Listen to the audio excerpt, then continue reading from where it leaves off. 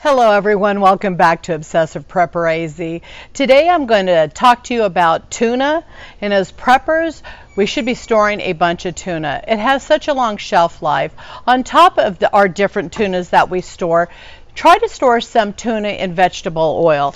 In a SHTF situation, you can make a candle out of your tuna only by having a cotton string, and people don't realize if you just go put one of these, which is a cotton mop, in your preps, look at how many wicks we have. Amazing. And they coil and you have wicks for days. And so just having a cotton mop in your preps is just awesome to have. You can make a candle out of vegetable oil and water. In a kerosene lantern, you can run some of your mop through without having to go buy a bunch of wicks that are costly. So go pick yourself up a cotton mop. On your tuna, with the vegetable oil, all we've got to do is get a screwdriver and a hammer. We're going to punch a hole, and because my wicks are, let's see if we can even get a wick. You don't need much because it's just a small can of tuna.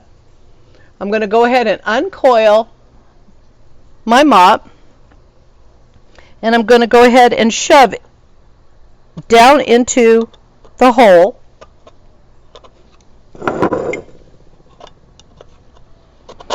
And we're just going to keep shoving my wick down in there. The oil is going to saturate into your cotton wick.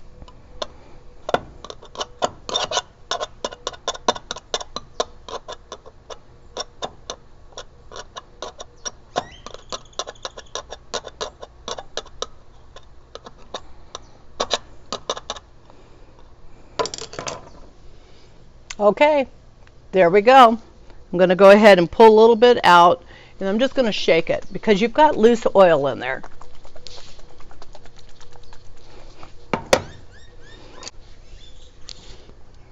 A little bit of the oil came out of the can.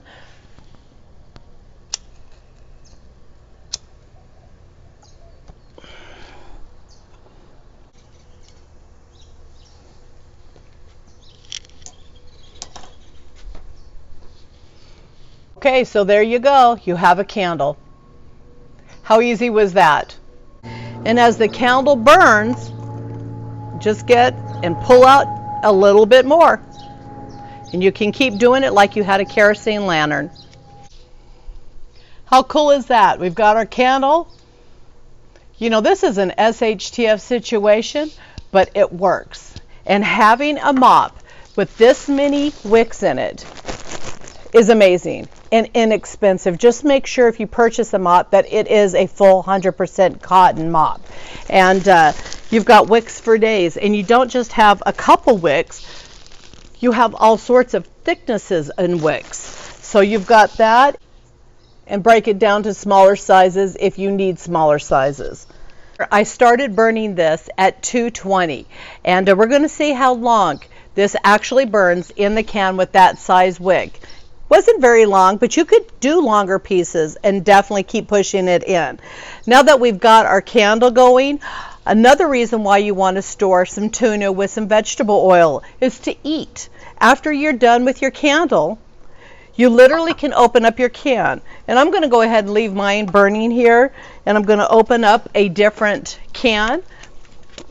Now, my mother always come up with different things to cook, and I don't know if it was from the military or if she just learned it from her family, but she made a thing for my father all the time, and we grew up with tuna gravy. So let's get to cooking our tuna gravy. And this is all stuff that you have on the shelves, shelf stable and easy to make in an SHTF situation. Okay, so I have my can of tuna open, and I'm going to go ahead and put the vegetable oil and the tuna all into my frying pan. Okay, so now that we've got our oil bubbling, we're going to make a roux, just a basic gravy. So we're going to put in some flour, and we're going to suck up all the oil with our flour.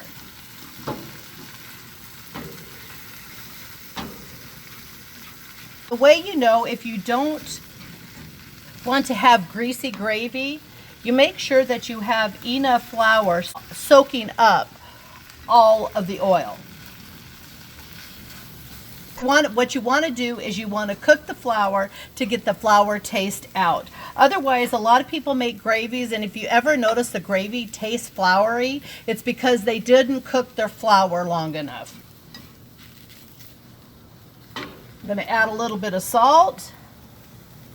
Now, my mother would only ever add salt and pepper, and I think she did this version off an SOS kind of, you know, my mom and dad both were Air Force.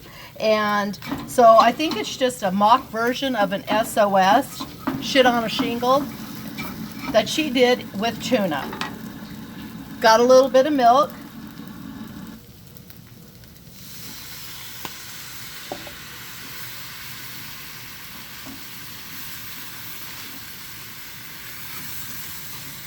Don't add your milk all in one time, otherwise you're just going to have a sloppy mess.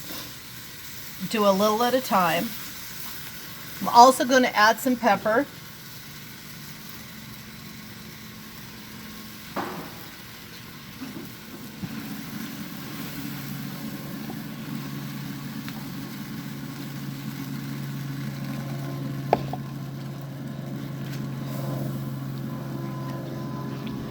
Now, growing up as a kid, my parents were full-time workers, both of them.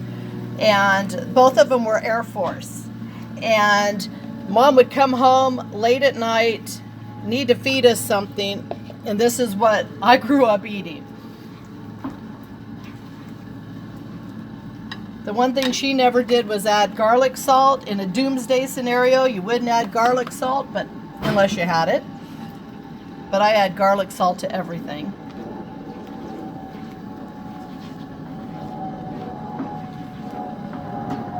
We're going to go ahead and let it cook and thicken up.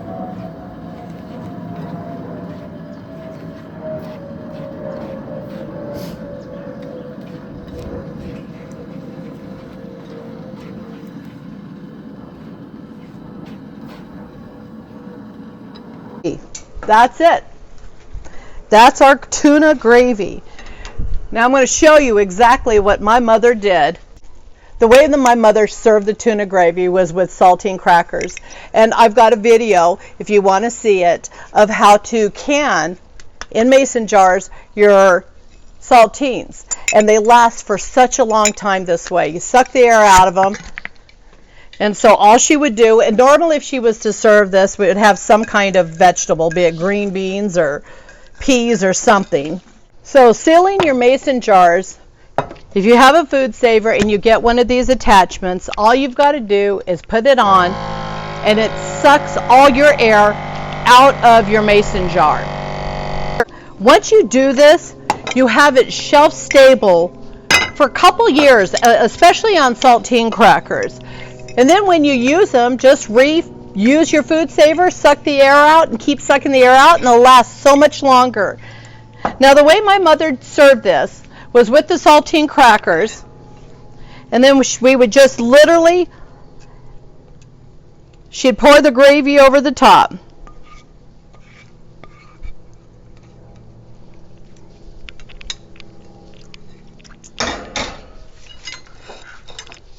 And this is what we would eat.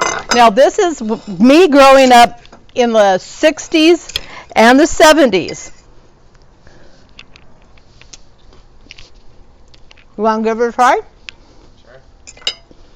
What'd you pick? Ooh. I don't even know. Have you ever had tuna gravy? Shit on a shingle. It's a tuna on a Mm-hmm. And this is what I grew up with. And it was Mom's quick version for us. Now, you can do it over rice, the rice you have stored. That's good.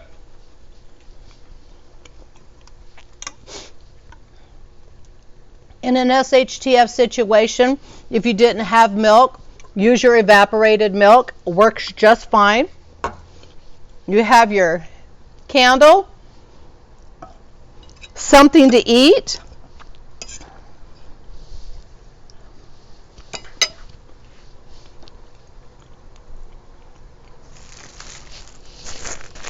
We have wicks to keep us going for a long time with lights.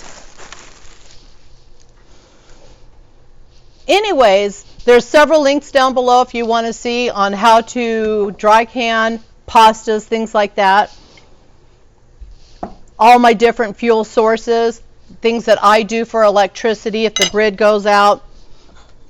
Something so simple as a solar lantern. I pull the stake off, I have a glass, I leave them out in the sun, and literally I can take that inside if we had a power outage. I hope you enjoyed the video, and if you did, please subscribe, and if you want to be notified for future videos, ring the bell. Have a blessed day.